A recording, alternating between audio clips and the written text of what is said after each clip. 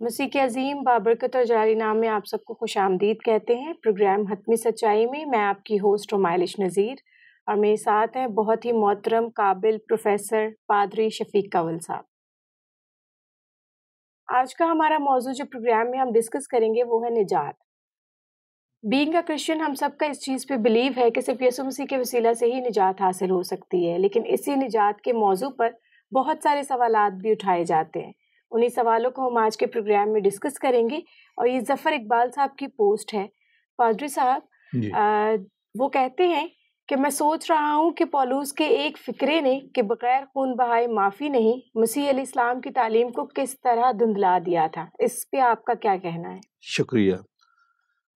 یہ اعتراض جو ہے کہ بغیر خون بہائے معافی نہیں ہے، یہ پولوس کا دیا ہوا فکرہ، اور جی اس سے مسیح یسوع کی تعلیمات دھندلا گئی ہیں، یہ درست نہیں۔ بلکہ میں کہتا ہوں کہ پولوس رسول نے دراصل مسیحی تعلیمات کو اجاگر کیا ہے بجائے اس کے کہ دھندلا دیا ہے، تو آپ الٹا کہہ رہے ہیں۔ اب میں آپ کو بتاؤں کہ یہ والی بات کہ بغیر خون بہائے معافی نہیں، یہ 100% درست ہے، اور یہ تو اولڈ ٹیسٹامنٹ سے شروع ہو جاتی ہے۔ بنی اسرائیل کو جب ملک مصر سے خدا نے نکالنے کا حکم دیا، تو جب ان کے پہلوٹوں کا مسئلہ تھا، تو ان کو یہ کہا گیا کہ ایک برہ ذبح کر کے اس کا خون اپنی چوکھٹ پر لگائیں، کیونکہ جس چوکھٹ پر وہ خون لگا اس گھر کے پلوٹے محفوظ رہیں گے، ادروائز باقی سب کے پلوٹے مارے جائیں گے۔ بالکل۔ تو وہاں سے بھی یہ بات ظاہر ہوتی ہے کہ بغیر خون بہائے بچت نہیں، آپ ایسے کر لیں۔ تو جن لوگوں نے اس برے کو ذبح کر کے اس کا خون اپنی چوکھٹوں پر لگایا تھا وہ محفوظ رہے۔ بالکل۔ تو آپ کیسے کہتے ہیں کہ یہ اچانک سے پولوس رسول نے تعلیم دی ہے؟ اولڈ ٹیسٹامنٹ میں اور کی کتاب اگر آپ پڑھیں تو سیکریفیشل سسٹم ہے باقاعدہ، اور وہ یہ سسٹم یہ ہے کہ اگر کسی نے گناہ کیا ہے تو وہ برہ لے کے جائے اور کاہن کے سامنے جا کے کھڑا ہو ہیکل کے اندر اور قربان گاہ کے سامنے، اور سب سے پہلی بات کہ اپنے گناہوں کا اعتراف کرے۔ بالکل۔ اچھا، قربانی ہے یہی؟ جی بالکل۔ اچھا، اور پھر اپنے گناہوں کی معافی مانگے، توبہ کرے۔ قربانی دینے کا اور معافی مانگنے کا مقصد یہ ہے کہ میں آئندہ یہ برے کام نہیں کروں گا۔ بالکل۔ اگر جا کے کوئی کاہن کو یہ کہتا ہے کہ ٹھیک ہے میں اس گناہ کی قربانی دیتا ہوں، لیکن مجھے اجازت ملنی چاہیے کہ میں فردر بھی کر سکوں، نہیں، یہ ایسا نہیں ہے۔ تو نہ صرف یہ کہ وہ اپنے گناہ کی قربانی دیتا تھا معافی کے لیے، بلکہ اس کے سر پہ ہاتھ بھی رکھتا تھا، جو اس بات کو انڈیکیٹ کرتا ہے کہ گناہ گار میں ہوں، میری گردن کٹنی چاہیے، میرا خون بہنا چاہیے۔ لیکن یہ خدا کا فضل ہے کہ اس نے ایک برہ مہیا کر دیا یا یہ سسٹم دے دیا۔ اور دوسری بات کہ لوگ اپنے گناہوں کی معافی کے لیے برے ذبح کرتے تھے، قربانی دیتے تھے۔ سال میں ایک دفعہ کاہن، سردار کاہن اپنے لیے، اپنے خاندان کے لیے اور پھر پوری قوم کے لیے بھی قربانی دیتا تھا۔ چلیں، یہ بات تو ہے جو اولڈ ٹیسٹامنٹ میں بدرجہ اتم موجود تھی کہ بروں کا خون بہتا تھا پھر قربانی ملتی تھی۔ مسیح یسوع کے اپنے الفاظ ہیں کہ جب انہوں نے اپنے شاگردوں کے ساتھ آخری فصح منائی ہے تو انہوں نے کہا کہ یہ میرا خون ہے جو بہتیروں کے گناہوں کی معافی کے واسطے بہایا جاتا ہے۔ بالکل۔ آپ کیسے کہتے ہیں کہ مسیح یسوع کو اس بات کا پتہ نہیں تھا، اولڈ ٹیسٹامنٹ کے لوگوں کو اس بات کا پتہ نہیں تھا، بنی اسرائیل کو پتہ نہیں تھا؟ سب کو پتہ تھا، اور یہ سسٹم چل رہا تھا۔ تو یہ کہنا کہ جی اچانک سے یہ بات سامنے آ گیا کہ بغیر خون بہائے معافی نہیں، سسٹم ہی یہی ہے، طریقہ کار ہی یہی ہے۔ ٹھیک ہے، لیکن آپ مجھے اس بات کی وضاحت کریں کہ کیا یسوع مسیح کی تعلیمات پر عمل کے وسیلہ سے نجات ملے گی یا فقط صلیب پر بہائے ہوئے خون کے وسیلہ سے؟ کیونکہ دونوں چیزیں ہیں نا، یسوع مسیح کی تعلیم بھی امپورٹنٹ ہے اور ان کا صلیب پر بہایا ہوا خون بھی۔ لیکن مسیح یسوع کی جو تعلیمات ہیں وہ مسیحی زندگی کا منشور ہے۔ آپ یوں بھی کہہ لیں کہ مسیح یسوع کی جو تعلیمات ہیں وہ شریعت کا کلائمیکس ہے۔ ٹھیک۔ اچھا، ان سے بھی ہم روگردانی نہیں کر سکتے، لیکن جو نجات ملتی ہے اچھا، تعلیم جو ہے یہ تو ہمارا منشور ہے کہ ڈیلی روزمرہ زندگی میں ہم نے زندگی کیسے گزارنی ہے، یہ ہمارا آئین ہے. لیکن اولڈ ٹیسٹامنٹ میں بھی جو تصور نجات ہے وہ حقوق کی کتاب میں لکھا ہے کہ صادق ایمان سے زندگی پائے گا. اور نیو ٹیسٹامنٹ میں رومیوں کے خط میں بھی لکھا ہے کہ راست باز ایمان ہی سے جیتا رہے گا یا ایمان ہی سے اس کو جنت مل سکتی ہے. اور وہ ایمان کیا ہے کہ مسیح یسوع کے کفارے پر ایمان رکھنا. آپ یہ دیکھیں کہ اولڈ ٹیسٹامنٹ میں بھی اگرچہ قوانین تھے، غالباً 613 قوانین تھے، ان پر عمل کرنے کا حکم تھا. مسیح نے کہا اگر ان پر تو عمل کرے تو ان میں بھی زندگی ہے، لیکن ان کے وسیلے سے کوئی زندگی پا نہیں سکتا. اس لیے عبرانیوں 11ویں باب میں ایمان کے جو ہیروز ہیں وہ اولڈ ٹیسٹامنٹ کے، وہ بھی ایمان ہی کے وسیلے سے نجات پاتے ہیں، اور ایمان مسیح کے کفارے پر کہ اس کا جو خون بہا اس سے ہمیں معافی ملی ہے.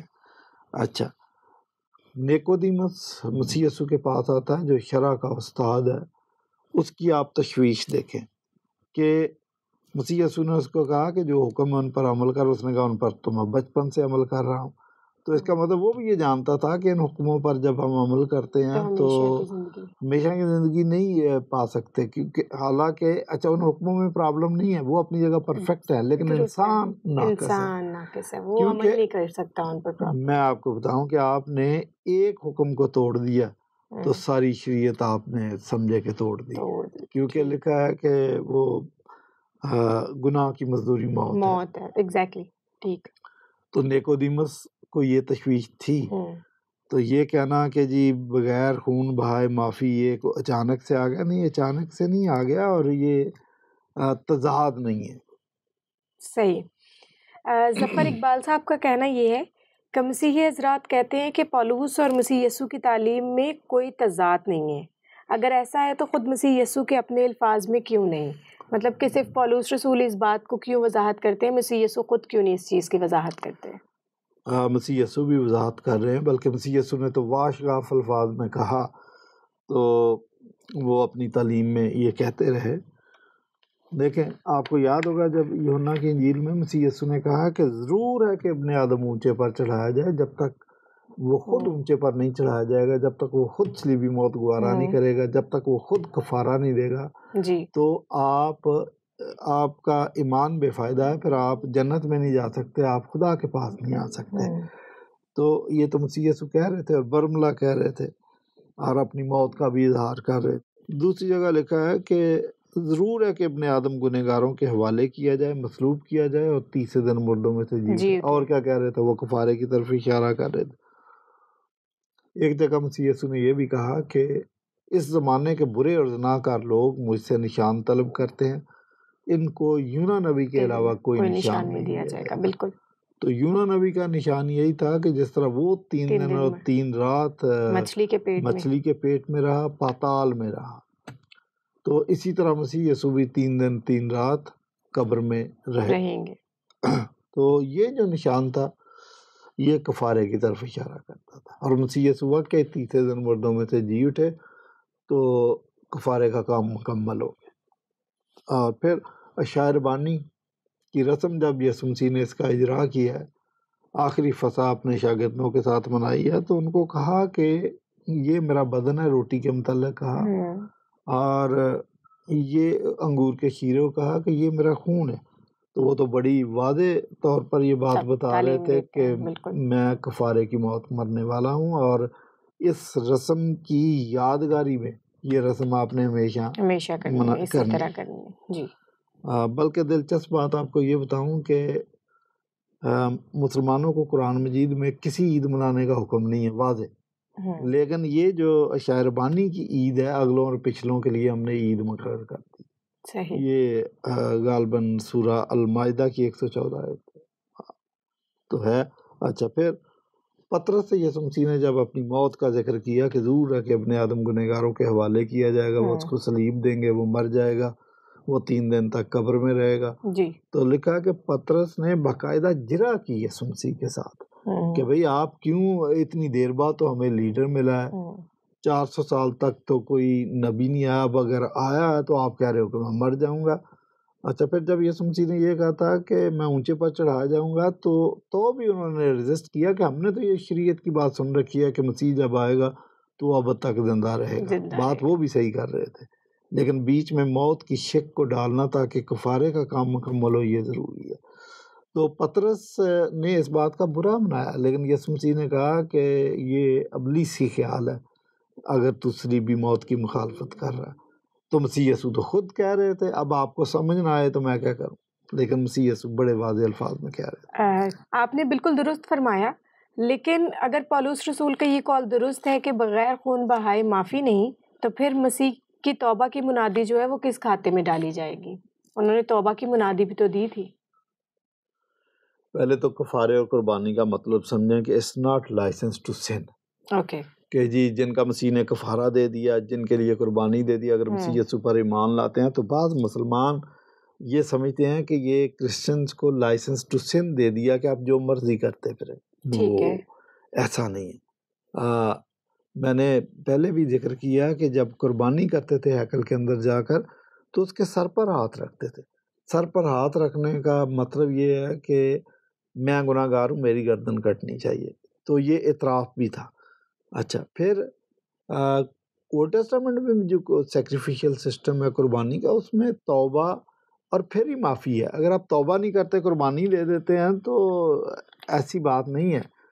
آپ نیک نیتی کے ساتھ جا کے اعتراف کرتے ہیں تو پھر ہی تو وہ توبہ بھی ہے کہ میں آئندہ نہیں کروں گا، اور معافی بھی. آپ دیکھیں کہ یہ سسٹم اتنا مربوط ہے کہ سال میں ایک دفعہ یوم کپور بھی منایا جا رہا ہے. تو یہ انسان کو توبہ اور معافی دونوں کی بات یہ کی جا رہی ہے. زبور 68 21ویں آیت میں لکھا کہ خدا متواتر گناہ کرنے والے کی بالدار کھوپڑی کو چیر ڈالے گا. بہت کلیئر ہے کہ اگر کوئی بندہ سمجھتا ہے کہ دیکھو میں نے قربانی کر دی ہے نا، آپ کو کیا، اب میں دوبارہ بھی گناہ کرتا ہوں تو میں قربانی دے دوں گا. اگر کوئی امیر آدمی ہے تو اس کے لیے کیا، وہ تو 100 قربانیاں بھی دے دے. لیکن بائبل یہ بات بتا رہی ہے کہ جو متواتر گناہ کرتا ہے میں اس کی بالدار کھوپڑی کو چیر ڈالوں گا. ٹھیک ہے، تو توبہ کنٹراڈکشن نہیں ہے خدائی نجات کے منصوبے کی، بلکہ یہ اس کے ساتھ ایگزیکٹلی کنسسٹنٹ ہے. اور پھر نیو ٹیسٹامنٹ میں ہمیں یہ بات ملتی ہے یوحنا کے خط میں کہ اگر ہم اپنے گناہوں کا اقرار کریں تو وہ ہمارے گناہوں کو معاف کرنے میں سچا اور عادل ہے. تو اقرار بھی کرنا ہے اپنے اپنے گناہوں کا، بلکہ سب سے پہلے اقرار ہی ہے، پھر توبہ بھی ہے، پھر ایمان اس پہ رکھنا مسیح کے کفارے پہ، پھر معافی ملتی ہے. تو یہ ساری باتیں ترتیب کے ساتھ ہے. تو بائبل کے اوراق پہ یہ بکھری پڑی ہیں، تو آپ نے سب کو ان کے کنٹیکسٹ کے اندر پڑھ کے تو عقیدہ تیار کرنا. ٹھیک ہے، آپ اس بات کو درست ثابت کر رہے ہیں کہ بغیر خون بہائے معافی نہیں ہے، مطلب کفارے پہ ہمارا ایمان ہونا چاہیے. ٹھیک ہے، لیکن یسوع مسیح کی اگر ہم تعلیم پر غور کریں تو مسیح یسوع نے اپنے دینی بھائیوں کو معاف کرنے کے عمل کو غضب الہی کی آتش بجھانے کا سبب قرار دیا ہے. جیسے کہ دعائے رباری میں ہم پڑھتے ہیں کہ اگر آدمیوں کے قصور معاف کیے جائیں گے تو پھر میں تمہارے قصور بھی معاف کروں گا، تم پہلے دوسروں کے قصور معاف کرو. تو اس کی وضاحت آپ کس طرح کریں گے؟ دیکھیں، یہ تعلیمات اپنی جگہ درست ہیں کیونکہ یہ زندگی گزارنے کا طریقہ ہے. ٹھیک ہے جی. تو اگر آپ معافی یافتہ ہیں، نجات یافتہ ہیں، تو یہ جو کام آپ لوگوں کے گناہ معاف کر رہے ہیں، جو آپ لوگوں سے محبت کر رہے ہیں، آپ لوگوں کی مدد کر رہے ہیں، آپ ہولسٹک مشن کو امپلیمنٹ کر رہے ہیں، آپ خدا کی تعظیم بہت زیادہ کر رہے ہیں، خدا کے حکموں کو مان رہے ہیں، تو یہ آپ کی توبہ یافتہ نجات یافتہ زندگی کا فروٹ ہے، یا آپ کہیں کہ آپ کی کرسچن لائف کا فروٹ ہے. تو یہ اس سے اگین کنٹراڈکٹ نہیں کرتا بلکہ کنسسٹنٹ ہے. میں ایک مثال آپ کو دیتا ہوں. مسیح یسوع نے ایک تمثیل بتائی کہ ایک آدمی تھا، اس نے کسی کا قرض دینا تھا، تو قرض خواہ نے اس کو پکڑ لیا اور اس کو کہا کہ تو میرا قرض واپس کر. اس نے منت سماجت کی، جب ہاتھ جوڑے تو اس نے کہا ٹھیک ہے میں تجھے معاف کرتا ہوں. اب اس کو تو معاف کر دیا. جب راستے میں جا رہا تھا کہ اس کا ایک قرضدار جس کا تھوڑا سا قرض تھا اس کو پکڑ لیا، اس کو پکڑ لیا، اس کی گردن دبوچ لی. تو یہ والی بات جو ہے پھر خدا کو پسند نہیں آئی. تو یہ بھی اگین کرسچن لائف کا ایک سٹائل ہے کہ خدا نے اگر ہمیں معاف کیا ہے، ہمارے لیے بیٹا قربان کیا، تو ہمیں بھی دوسروں کو معاف کرنا چاہیے. تو یہ کنٹراڈکشن نہیں ہے. وہ سمجھ رہے ہیں کہ یہ کفارے کا کنٹراڈکشن ہے. نو، لیکن ظفر اقبال صاحب پال صاحب جی کہتے ہیں کہ مسیحی لوگوں کے پاس ایک طریقہ کار تو ہے معافی مانگنے کا، جیسے ہم دعائے ربانی پڑھتے ہیں تو اس میں ہم کہتے ہیں کہ ہمارے گناہوں کو معاف کر، تو اپنے گناہوں کی معافی مانگنے کے لیے ہمارے پاس دعا بھی تو ہے. ایک بات آپ یاد رکھیں کہ اگر ہم معافی بھی مانگتے ہیں تو that's not our right. Okay اگر ہم نجات بھی حاصل کرتے ہیں that's not our right. Okay یہ خدا کا فضل ہے، خدا کی مہربانی ہے کہ وہ ہمیں معاف ہم پر رحم کرتا ہے. تو اگر وہ عدل کرے تو زبور نویس کہتا ہے کہ اگر وہ ہمارے گناہوں کو حساب میں لائے تو کوئی بھی اس کسی کے سامنے کھڑا نہیں ہو سکتا. ہاں، تو اس کا مطلب یہ ہے کہ خدا کے عدل کو نا ہم آواز دیں کہ خدا تو ہمارے ساتھ عدل کرے. اگین ہم خدا کے رحم کے لیے، اس کے فضل کے لیے شکر گزار ہیں کہ یہ جتنی بھی چیزیں ہیں ان میں انیشیٹو خدا کا فضل ہے، یاد رکھنا چاہیے ہمیں. تو یہ ہمیں جو معافی ملتی ہے، خدا نے کفارے کا انتظام کیا اور ہمیں توبہ کا بھی سمجھے استحقاق دے دیا اور فضل کے ذریعے ہمیشہ کی زندگی دے دی. یہ خدا کے فضل کے ذریعے یہ ہوتا ہے. تو اس لیے یہ چونکہ اس کے رحم کی وجہ سے، فضل کی وجہ سے، تو ہم دعا مانگیں تو ہماری بھی آپ سمجھیں کہ نیک نیتی یا رحم کی اپیل ہی سمجھیں کہ خدا کے سامنے ہے. تو دعا کرنا خدا کے کفارے کو باطل کرنا نہیں ہے صحیح، یہ، بلکہ یہ ہے کہ یہ ہمارا رائٹ نہیں ہے، اس لیے ہم تیری منت کرتے ہیں کہ تو ہمیں بخش معاف کر دے. ٹھیک ہے جی. جب ہم انجیل مقدس کو پڑھتے ہیں تو اس میں ہمیں ایک زکئی نامی آدمی ملتا ہے. ٹھیک ہے، وہ جو ہے محصول لینے والا تھا، لیکن جب اس نے اپنے آپ کو یسوع مسیح کو دیکھ لیا تو اس نے اپنا آدھا مال جو ہے وہ غریبوں میں بانٹ دیا اور جن سے اناحق لیا تھا ان کو 4 گنا عطا کر دیا. اب یہاں پر دیکھیں کہ اس نے ثقافت کی تو مسیح نے جو ہے اسے کہا کہ آج تیرے گھر میں نجات آئی ہے. یہاں پر تو کوئی خون نہیں بہایا گیا، پھر بھی نجات کا کام ہو گیا.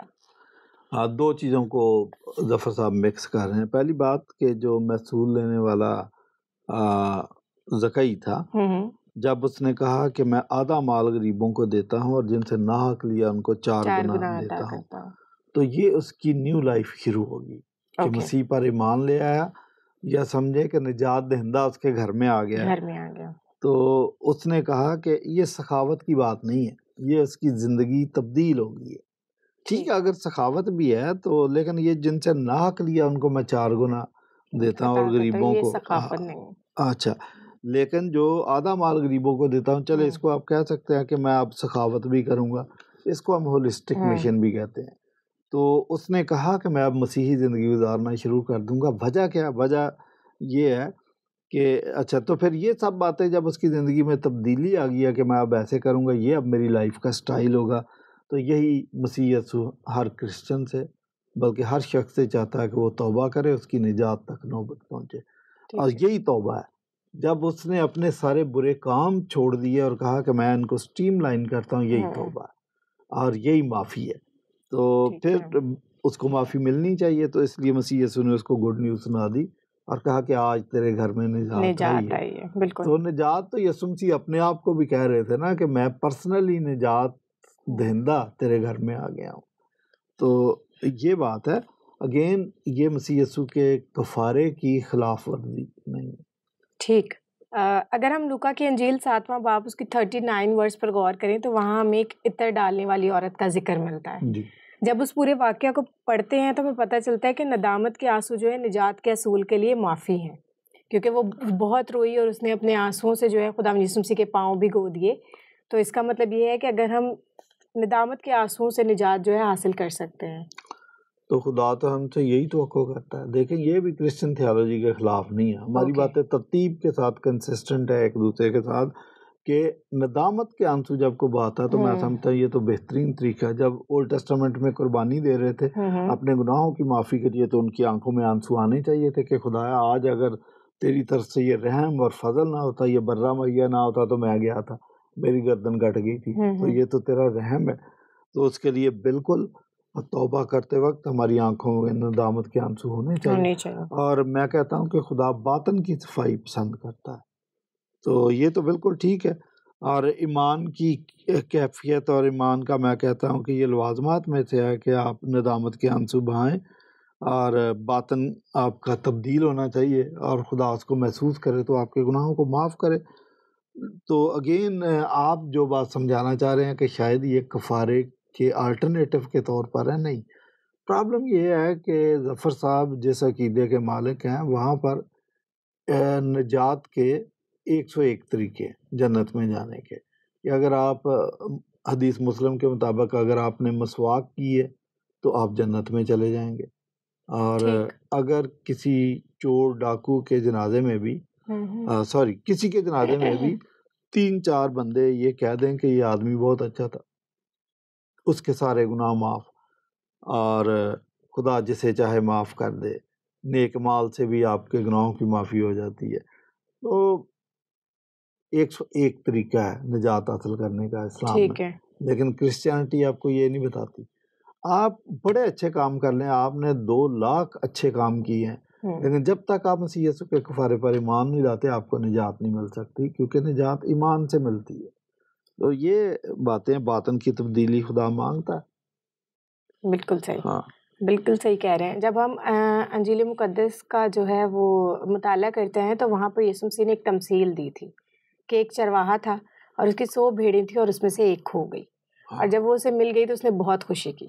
اسی تمثیل کو آگے بڑھاتے ہوئے آخر پہ خدا یسوع مسیح کے زبان مبارک سے الفاظ نکلتے ہیں کہ ایک نائب گنہگار کے توبہ کرنے پر یا معافی مانگنے پر آسمان پر زیادہ خوشی منائی جاتی ہے۔ جی جی، اس کے بارے میں آپ کیا کہیں گے؟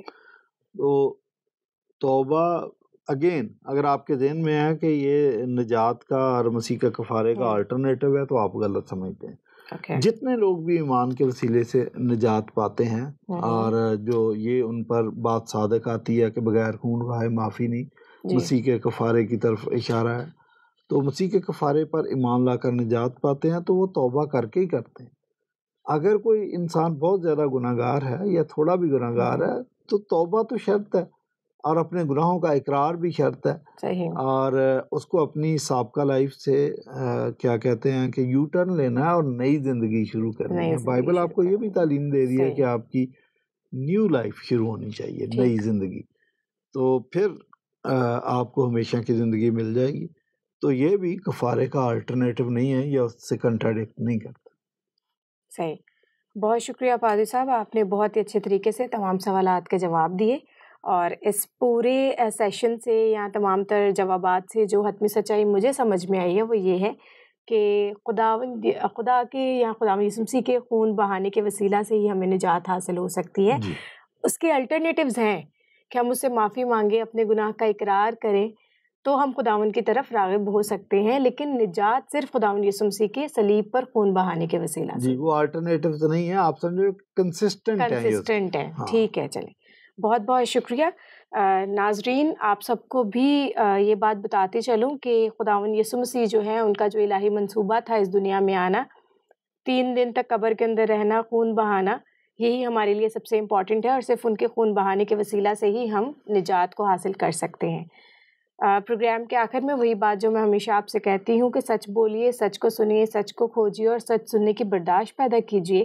اگلے پروگرام میں پھر آپ سے ملاقات ہوگی۔ اگر آپ کے ذہن میں ابھی بھی نجات کے موضوع کو لے کر کوئی کوئری، کوئی سوال ہے تو آپ ہم سے اسکرین پر دیے گئے نمبر سے کانٹیکٹ کر سکتے ہیں۔ ابھی کے لیے مجھے اور پادری صاحب کو اجازت دیجیے۔ خداوند آپ سب کو برکت دے، آمین۔